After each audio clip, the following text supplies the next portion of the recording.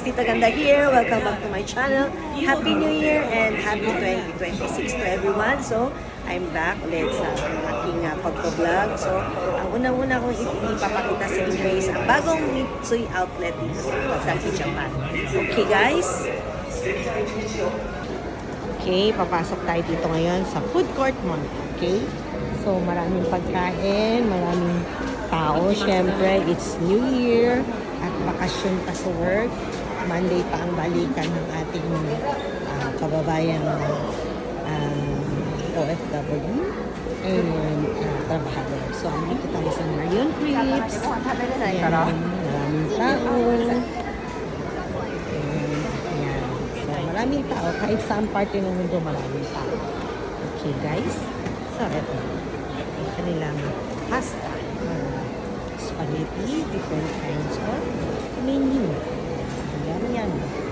So, here, meron ding chicken.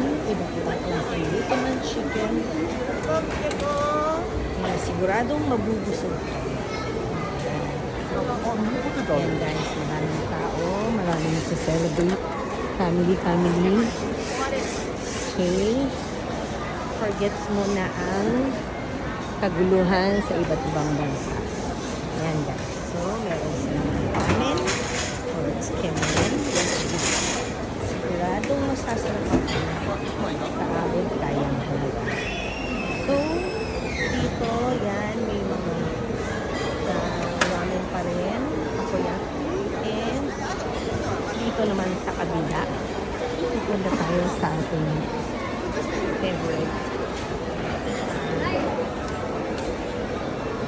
carne of all time, diba? So, dito, yan, meron silang hamburger and steak. Wow, sarap. Pila ang ating mga kapwa nilalang. And, ayan ang kanilang menu for mga 1,000 yen, pero mga 3 to 400 pesos. And, siguradong may enjoy mo. So, pag namasyal kayo dito sa Japan, marami kayong mapagpipili ang pagkain at siguradong mabubusog kayo. O, diba? Kaya magagandang people try to come here on vacation lang. Or kahit yung mga kababayan natin mga OFW dito sa Okazaki, Aichiken sa Japan. At siguradong ma-enjoy mo. Okay guys, see you again for like next vlog. God bless, be upon thee. Okay. Bye.